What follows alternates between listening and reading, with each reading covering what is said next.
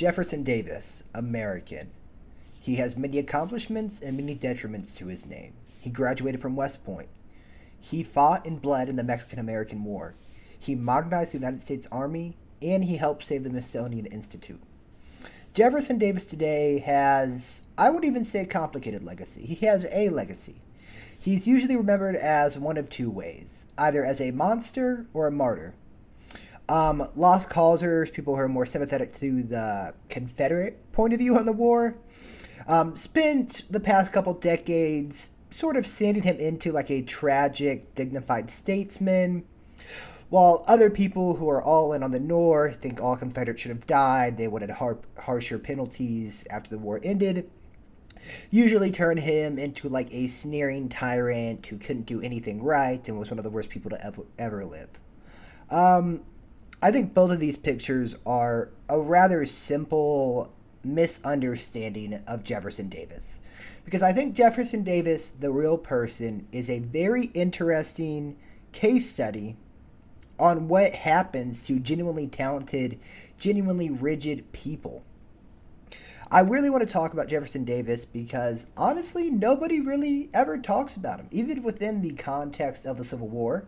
If you're involved in Civil War spaces online, like Reddit, or even just reading books, Jefferson Davis is very often not talked about, especially compared to like the lionization that we have of Abraham Lincoln, where he's consistently ranked, one of the top 3 presidents of all time.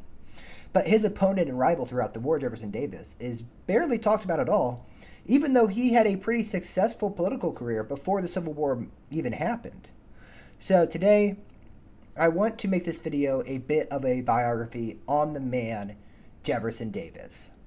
Jefferson Davis was born in June 1808 in a log cabin in Kentucky. Rather interestingly, he was born not too far from where Abraham Lincoln was born 8 months later. He was the youngest of 10 children of Samuel and Jane Davis. And by the time he was old enough to remember anything, the family had moved to Mississippi, chasing the same cotton frontier that the entire Deep South was experiencing in the early 1800s.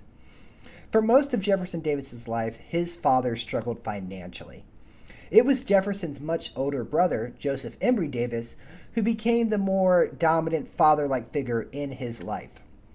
Joseph was 23 years older, a self-made and increasingly wealthy planter and lawyer, and a patron and creator for his younger brother.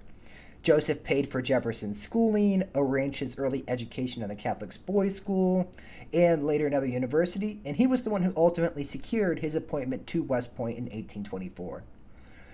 This patronage relationship is rather interesting because it truly did shape Jefferson Davis's entire worldview and how the world worked in his mind. Hierarchy, obligation, and loyalty flowing both ways. It's that same system of thinking that allows plantations to be successful, military, and it's the same logic that Davis would carry on for the rest of his life. At West Point, Davis was a rather unremarkable cadet. He was pretty popular, prone to some occasional discipline troubles, including a court-martial scare where he was caught in an off-campus drinking incident. In 1828, when he graduated, he was ranked 23rd out of 33. So, pretty mediocre, not exactly an academic or military superstar. After graduation, Davis spent several years as a junior infantry and dragoon officer on the upper Mississippi frontier. These postings were rather unglamorous and not what you think about when you think of soldier. He was involved in garrison duty, the Black Hawk War, and just the slow, mind-numbing boredom that is military service, and now pair that with being on the frontier with nothing around you. It was during that time where he served under a colonel named Zachary Taylor, who you might know because he later became president. And that is where Jefferson Davis met Taylor's daughter, Sarah Knox Taylor. The two fell in love, but Colonel Taylor strongly opposed the match. He had seen in his life what a wife of a frontier officer looked like, the isolation, the disease, the constant relocation, and he refused to bless the marriage. Davis, rather characteristically of him, was unwilling to bend to an obstacle that he considered unjust. So he resigned his commission, married Sarah anyway, and took her south to Mississippi, and a plantation that Jefferson Davis's older brother Joseph had carved out for him called Briarfield. 3 months later, unfortunately, both Jefferson and Sarah contracted malaria. Sarah died, and Jefferson barely survived. He spent much of the next several years in what amounted to self-imposed isolation at Briarfield. He ran the plantation, he read enormous quantities of history, philosophy, and law, and by most accounts, he was unusually engaged and even relatively humane as a plantation master. Okay, when I say that, I know some red flags might go off in your mind. I'm just going to say the obvious. Slavery is bad, right? Everybody knows that. And when I say humane slave master, that is not to excuse the fact of him owning slaves. Obviously, it's hard to be humane when you literally own somebody and control their whole lives. But, the bar being in hell for a slave owner, I do think it is worth mentioning that he did treat them nicely. As nice as you could, And he had a much more paternalistic view on slavery than you might think of when you just think of chattel slavery. This was a very common opinion of the time with slave owners, that they thought that black people were too dumb to really do anything. They thought if all black people were freed, they would just die. They wouldn't even know how to get food on their own, that it would be a terrible mistake. So Jefferson Davis was of that same opinion. I just wanted to note that real quick. Again, slavery bad. Being nice to your slaves does not absolve you for the sins of slavery. But, I did think it was worth mentioning. Now, Davis never once in his life ever suggested that slavery should end. Even at the end of his life, he believed that slavery was a good thing and worth having. But I do think that this shows something about his life. It's a pattern that recurs. He has real personal discipline, real intelligence, and it's deployed in service of something that is not good or impossible to fix. Now, in 1845, at age 36, Jefferson Davis decided to marry again to Verena Howell, 18 years old. She was from a prominent family. Verena was a pretty sharp, socially adept, and politically gifted young woman. And over the following decades, she would function as one of his most important advisors, even when he didn't always listen. That same year, Davis won election to the U.S. House of Representatives. He had barely taken his seat before the Mexican-American War broke out in 1846. And in a decision that tells you a great deal about where his actual priorities lied, he resigned from Congress to raise and command a volunteer regiment, the 1st Mississippi Rifles. This part of his life is something that even his harshest critics generally concede. He did a good thing. He fought for his country, and he was a good, capable soldier. He first got his first rise to fame at the Battle of Buena Vista in February 1847. Davis's regiment held a critical position against a vastly larger Mexican force under the command of, you might recognize this name, General Santa Anna. Davis was even shot through the foot during the battle and kept on commanding his men from horseback for the rest of the engagement. He also decided to deploy his men in an inverted V formation to help break a Mexican cavalry charge. And had that charge succeeded, it could have collapsed the entire American line. His former father-in-law, and now General, Zachary Taylor, personally credited Davis's regiment with helping save the battle and by extension the army. After that war, Davis came home a genuine war hero. Unfortunately, he did have to limp on a cane for the rest of his life, but for the first time in his whole life, he had a reputation that was built entirely on his own actions, rather than his brother's money and connections. President James K. Polk even offered him a federal commission as a brigadier general of volunteers. Davis decided to turn it down on point of constitutional principle. He believed the Constitution reserved the power to appoint militia officers to the state, not the president. And he wasn't willing to accept an appointment he considered federal overreach, even though by all accounts it was an honor and job he clearly wanted. And again, I bring this up because it does show something that will come up again and again throughout his life. Jefferson Davis is the type of man who will always choose what he sees as the principled action, even though the other action has a very personally beneficial outcome.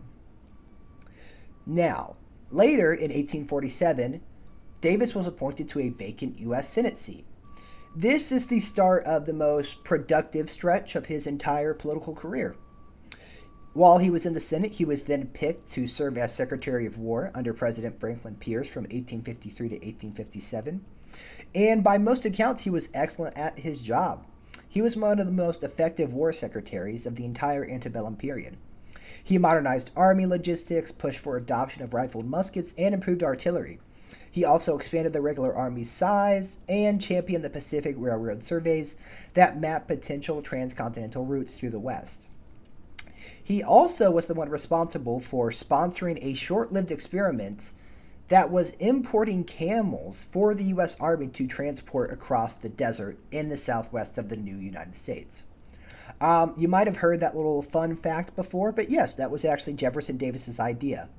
Of course, it didn't exactly work out, but that does show his willingness to try genuinely novel logistical concepts. He was also, less famously today for it, one of the key figures who saved the Smithsonian Institution from an early death. In the 1850s, the Smithsonian's young secretary, Joseph Henry, wanted the institution focused purely on original scientific research. Other members of Congress wanted it to be more of just a museum or library. And then other people thought it was just a waste of federal money entirely to even maintain its upkeep. But Davis, as an influential senator and a fan of the Smithsonian, helped broker the practical compromise that let the institution survive and grow into what we have today, combining scientific research with public-facing exhibits and collections. He also used his position as War Secretary to direct specimen surveys and reports from Western Army expeditions directly into the Smithsonian's growing collection. So, whatever you think of Jefferson Davis for whatever he did or didn't do, if you ever visit the Smithsonian, you can thank him for that.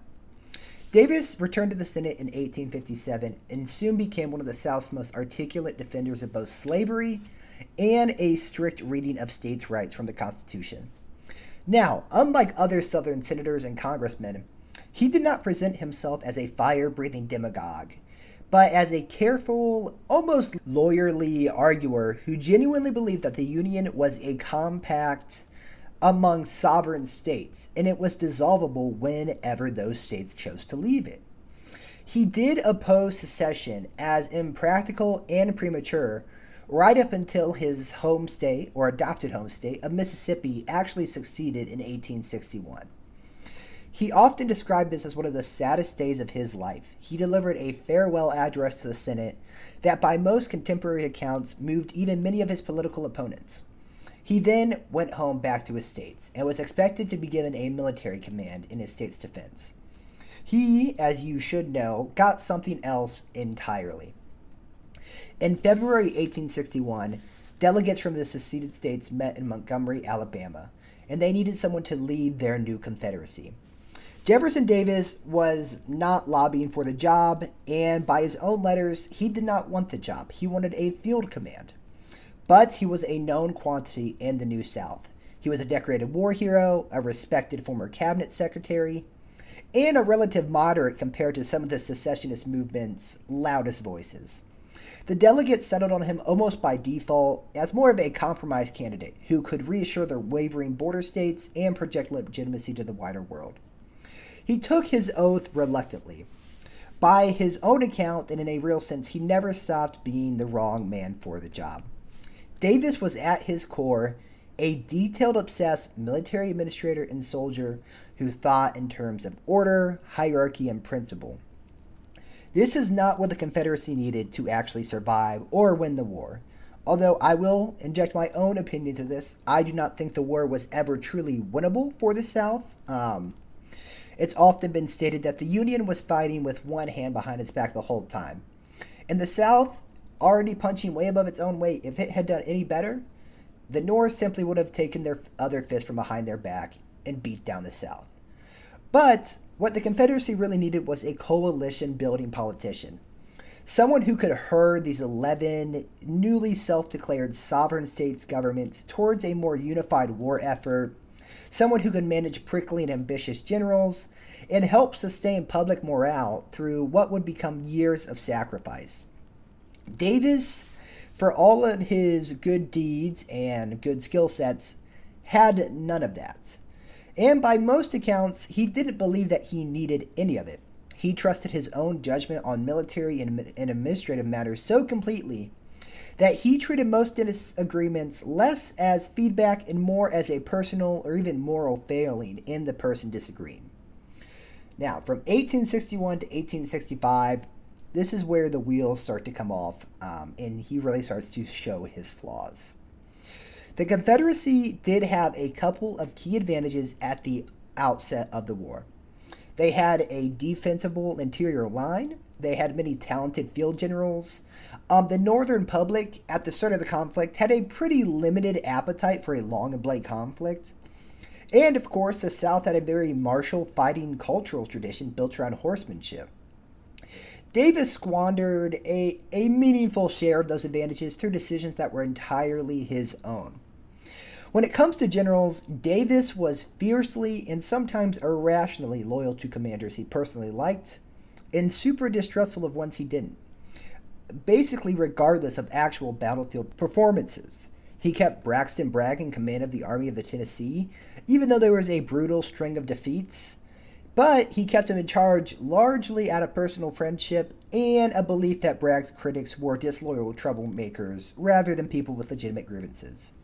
Meanwhile, Davis maintained a long, cold, and mutually resentful relationship with General Joseph E. Johnston, one of the most genuinely competent commanders in the South. And these actions crippled coordination at moments when it mattered the most. In the critical campaign to defend Atlanta in the summer of 1864, on an election year, again, some people do believe if the South had held out longer and better during 1864, Lincoln might have been voted out, Davis relieved Johnson in favor of a more aggressive John Bell Hood. And that directly led to catastrophic losses for the Confederate Army at Franklin and Nashville. There was also the entire states' rights problem.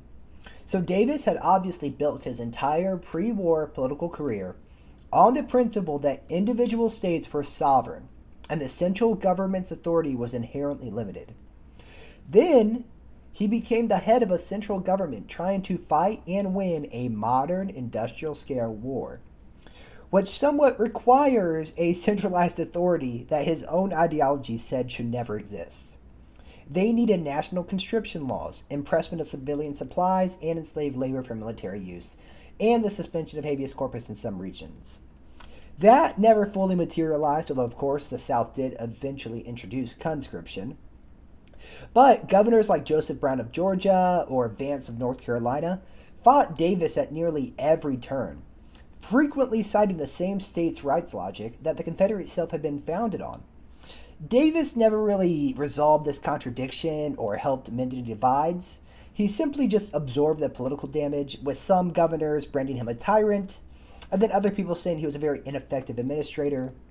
I mean, when it came to the Confederate military, each state was in charge of their own troops. Like, there was no unified military command structure, which, when fighting against a much more well-supplied, more men, more equipment opponent, that's not going to turn out very well. Davis also pretty badly misjudged how desperate European powers would want Southern cotton.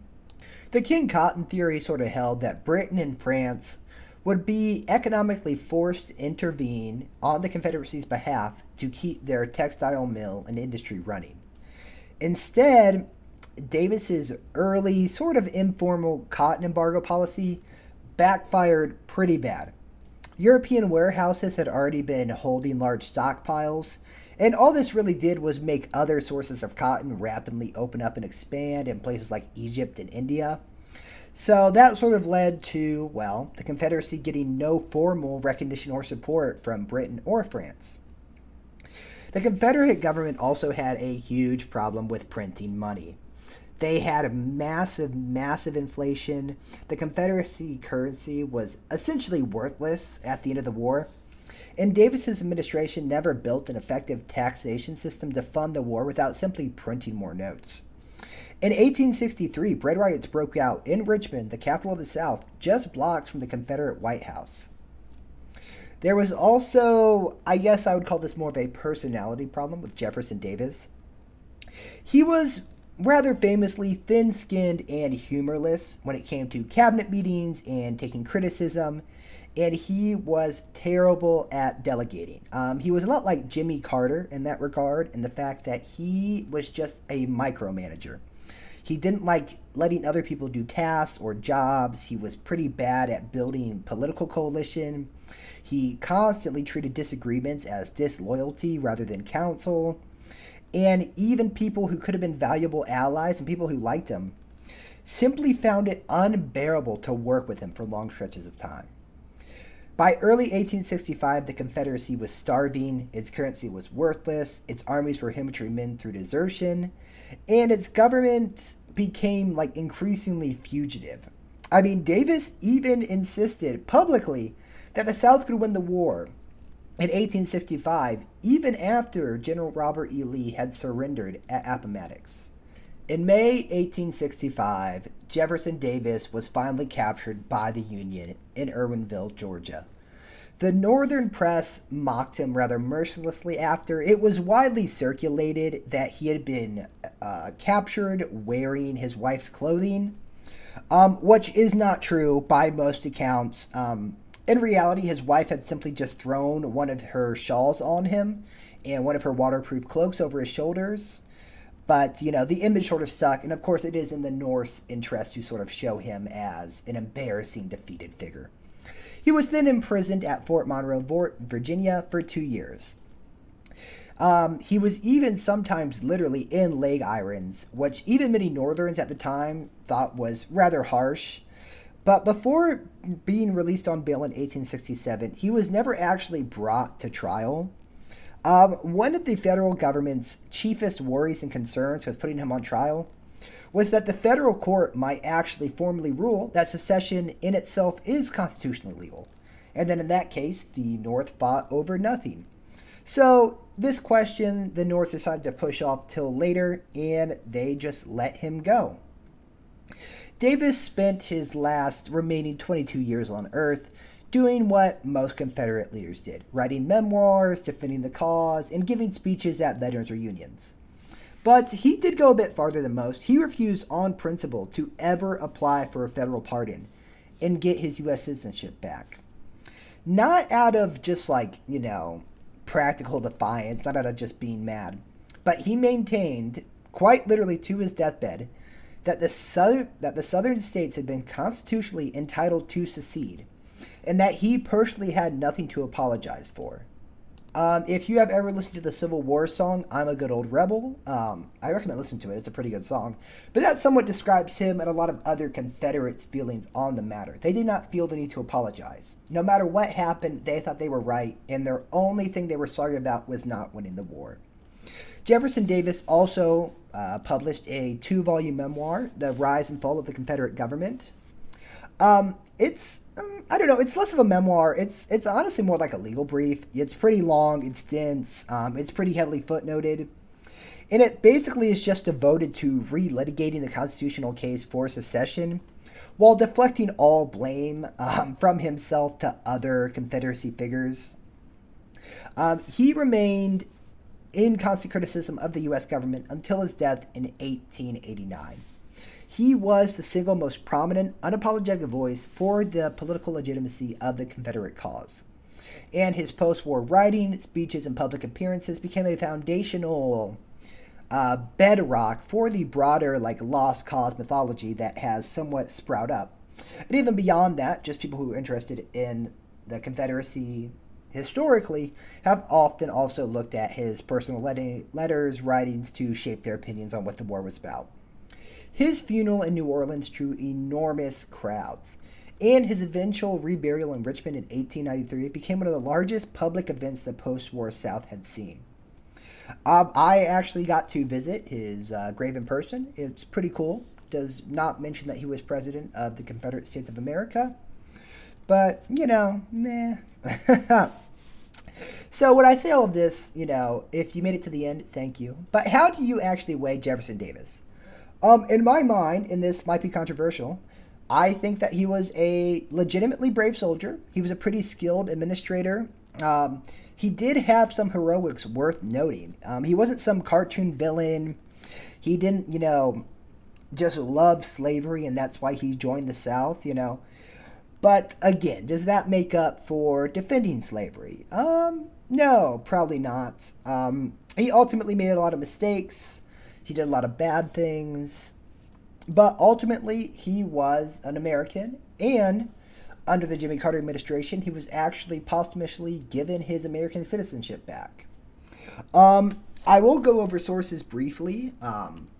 I got a lot of this stuff from when I visited the Confederate White House in Richmond, Virginia, which is beautiful. If you love the Civil War, Richmond is the best spot to check out. You can see so much from there. The staff was very helpful in answering my questions. They have some of the original furniture. The house is rather beautiful.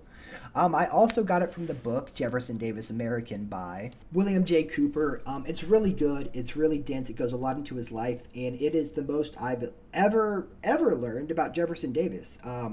I really do find him to be a fascinating figure. I hope you've made it all the way to the end. I did try to have a more neutral tone on him.